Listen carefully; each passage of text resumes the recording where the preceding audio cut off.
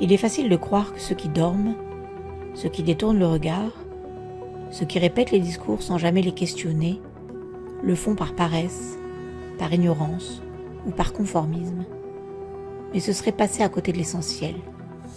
Ce n'est pas de la mauvaise volonté. C'est une blessure. C'est un mécanisme de survie.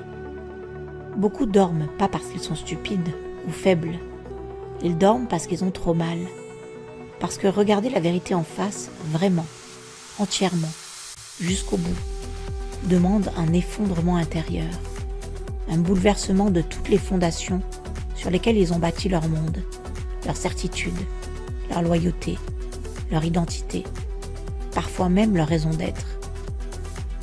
Et cette tâche aveugle que tu vois chez eux, cette incapacité flagrante à reconnaître ce qui semble si évident à tes yeux, ce mur contre lequel tu te heurtes quand tu veux les réveiller, c'est leur seule protection contre un effondrement trop violent pour eux.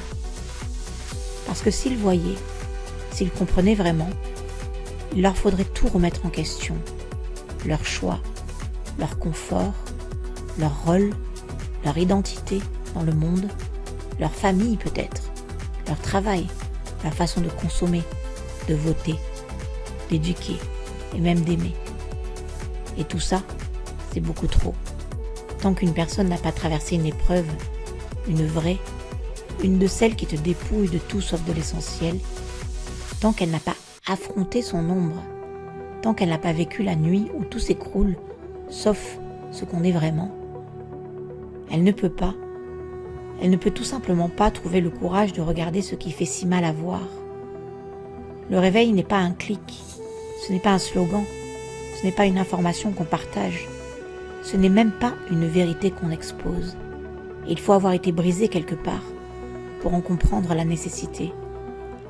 Alors non, ils ne sont pas de mauvaise foi, ils sont juste pas prêts. Ils protègent ce qu'ils peuvent pour ne pas s'effondrer, et parfois, il faut honorer ça aussi. Mais toi qui vois, toi qui sens, toi qui sais, ne renie pas ce que tu portes. N'éteins pas ta lumière sous prétexte que les autres la trouvent trop vive.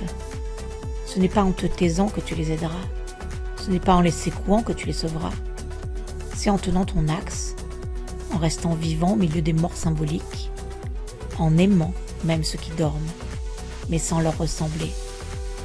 Parce qu'un jour peut-être, leur propre vie les poussera à genoux, et ce jour-là, ils se souviendront que quelque part, quelqu'un tenait debout dans la tempête, et que c'était possible. N'oublions pas, nous avons à un moment ou à un autre été à cet endroit.